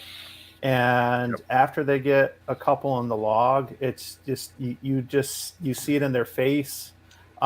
It changes their whole perception of everything. It's huge. It's a great feeling, and it's awesome to see too. You're absolutely right, because the thing is they're trying to they're trying to read whether you put it at eye level or put it down here, and they're trying to understand what the 3 alpha is or the 3 broad, whatever that whole line is that you want to call out. And then when somebody answers you, then you got to answer them. And you're trying to, again, for a lot of new people or people who haven't done this in a long time, the phonetics is something, because of being in public safety, I live with phonetics 7 days a week, almost 300, almost 24 hours a day. I am forever phonetics are in my head. But for a lot of people, that is not the case and everything. So exactly, Mike, that's what you got to do. And you tell them, move at your pace and everything. And you just want good operators to respond back to them. And again, be a good ambassador of this hobby. So, what's funny is we don't talk about radio. We have like 80, 90 viewers, 100 viewers. We talk about radio. We have 65 viewers. It shows you how many people actually want to talk about ham radio. We got made fun of. 4 more. We need 4 more. We had people. We were talking about men's apparel. How does that happen? It happens. So I'm trying to find. So my camera. Remember my phone. This is part of my phone. The cameras are a quick disconnect. So there's the back one, and then there's the selfie one right here, and you can quickly just snap them out. The ribbon just comes out. I want to see if I can get an adapter. Look at this little camera. I want to see if I can get an adapter. I want to see if I can get an adapter and like put it like at a different place as a webcam and how it would work. Does anybody know where I can get those cables? What? How about the spy store? I was gonna say nanny cam. Yep. Well, cell phones have good cameras. Yeah, they do. So yeah. Anyways, guys, we should guys, go around the horn. I was just gonna say, go around the horn. Yep. There you go. We're thinking alike. Yeah. So, Mike, what do you got, man? Working on the finishing touches on a video for the car antenna, the Mercury Link dipole I mentioned in the beginning of the stream. I did a 1 watt POTA activation with it, Nice. which was an awesome test of that. And so I should have that out for next Tuesday. and just got this past week the elk antenna, the dual band log periodic dipole, and going to take that out on Sunday. It's the VHF contest this weekend, I believe. So I'm planning to do a soda poda. There's one that's about an hour and a half away. It should be a drive up soda, so it should be fairly easy. But I'll be a couple thousand feet up, and there's a fire tower too, which hopefully I'll be able to climb up. So it should be fun to get up there. Nice, there you go. So that's how I'm going to break it in. There you So go. looking forward. I haven't done a soda since January, so it'll be a nice way to ease back in with a drive up one. Excellent. Yeah. There you go. Baby steps. Very cool. Shane? Yeah, this weekend I'm going to be heading down to the southern part of the state to the Richard Bong State Park to hang out with Ham Radio Dude. He's having a get together down there, so Oh, nice. I got a feeling a video too may come out of that. Cool. And this Friday I dropped the first video in a series, a little project that I have going, the service within the hobby, where I talk to different people involved with ARES, law enforcement, emergency services, and get their feel on the value of how much of a service ham radio still is versus what it used to be. And I'm getting some good interviews, some familiar faces that you've seen on YouTube, and some friends of mine outside of YouTube that have some interesting stories. So it's an interview style thing. I'll be dropping them on Fridays, and I've talked to a couple people up above me right here about doing an interview with me, and I haven't heard back from them, Joe or Izzo. No, we floated the idea, and I said I'll be happy to do whatever you want to do. All right, cool. So your people have not contacted my people. All right, I'll get on my people to get a hold of your people very Correct. soon. Correct. All right, So cool. yes. Steve and I feel left out. It's okay, Steve. No, it's all good. I'm good with it. That's all right. So yeah, I'm reaching out to others, and an open invite to anybody watching this. If you have a good story about how ham radio was a service or how it wasn't, I'm looking for all opinions, all views. It'll be a fun topic, and I'd enjoy to have you on. So hit me up. Awesome. What about you, Joe Brett? I'm here. We ending the show? Yeah, we just woke him up. So Oh, Joe, go back to sorry. sleep. It's okay. No, I got a. Dang it, man! I got these new headphones. Got a cord on it like that long. And anyway, there's a meter back there. One of those multimeters they call it. Smoking Ape knows a lot about them. I'm going to show you how to turn it on and stuff, and then probably redirect you to his video for more technical stuff. But that'll be my next video coming out, I think. You know, the usual. Hang out. Have fun. Izzo, man. All kid stuff going on. I got my daughter's prom this weekend, but I'm off on Saturday, so I think Saturday is going to be a radio day again, another POTA day. So and just just hanging out and playing POTA. So Nice. that's me. Steve? Yeah, so I've got the videos from the failed generators for the trailer. I got to get that together so I can gripe at the league because they said they were RF quiet. They're not. Spoiler. And just a couple other videos that I've been kicking around. I just need to sit down and edit. So hopefully I'll get something rolling here pretty soon. Very cool, man. Well, for me, I got nothing for you, but I'm happy you came tonight and watched the show, guys. All our viewers. And by the way, I was supposed to announce it. I didn't. Evidently, our giveaway was postponed because our secretary, Shane, could not make it tonight. We're all very disappointed in that, but it's all right. We Well, you got a subscriber? Nobody subscribes to me anymore. Hey, man, it happens every now and All then. right, you got to put videos out for people who want to subscribe, right? That's right. I got a button over here I push to just make it look like it. We you know what? If you're watching, you're not subscribed to We Build, We Learn. You should be, just to show the algorithm that it doesn't mean anything. And, It's not going to hurt.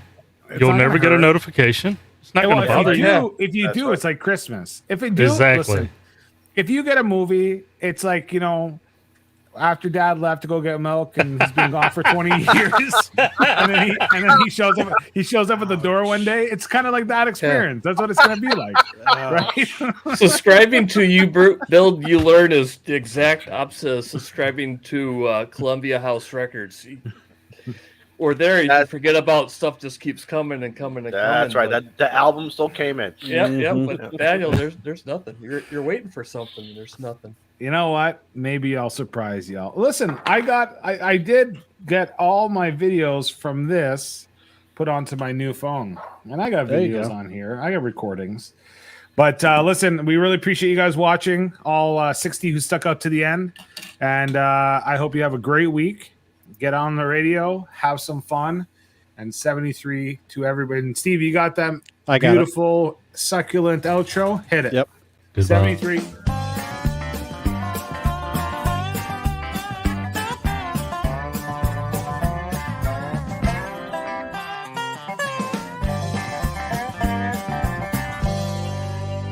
All rise. President Molson has now entered the clubhouse.